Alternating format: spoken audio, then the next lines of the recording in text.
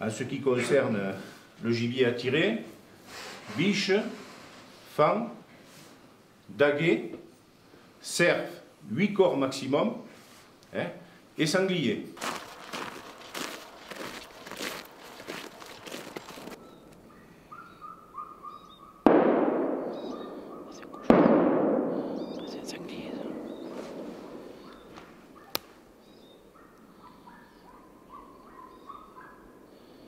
Je les ai tirés là-haut, sans remonter. Et lui, il a tiré 4 fois là-haut.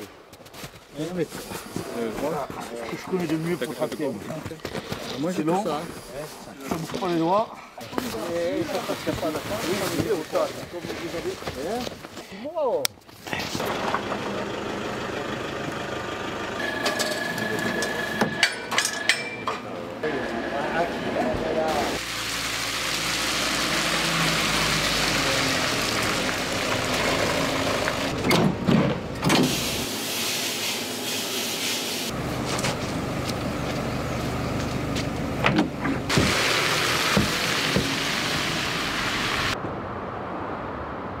Au départ, c'est la fédération des chasseurs du département qui est venue nous consulter, nous demander notre avis, notre idée sur cette démarche à mettre en place. On a pensé de suite que c'était une bonne chose pour tout le monde, je pense, que ce soit pour les chasseurs bien sûr, pour les associations communales de chasse, pour la fédération aussi, pour nous-mêmes derrière, donc pour le consommateur final et donc la consommation d'un gibier de chasse local.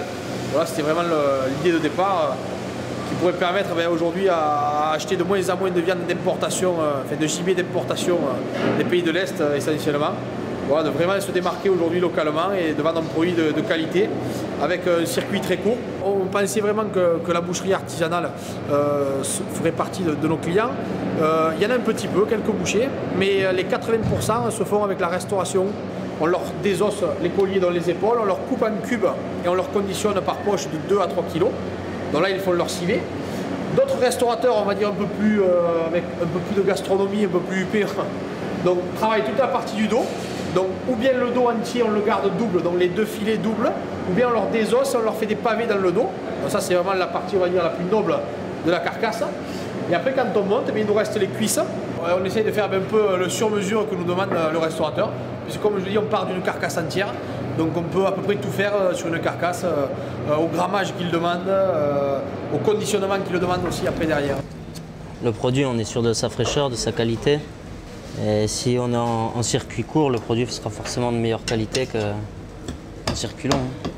La filière courte permet tout d'abord de savoir ce qu'on a dans son assiette, de savoir ce qu'on propose à nos clients. Il est mort pour nourrir des gens, pour faire plaisir aux gens, donc on va le respecter quand même.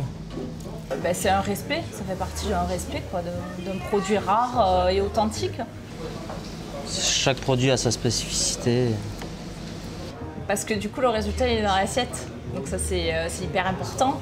Il faut qu'il y ait le goût du produit. Si le produit est bon, qu'il a été chassé chez nous par des chasseurs d'ici, c'est d'autant plus valorisant pour nous restaurateurs, quoi.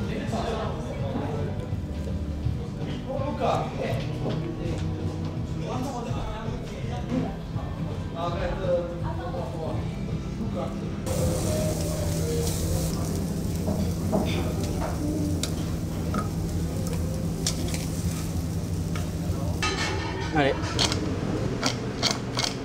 Bon appétit. Allez.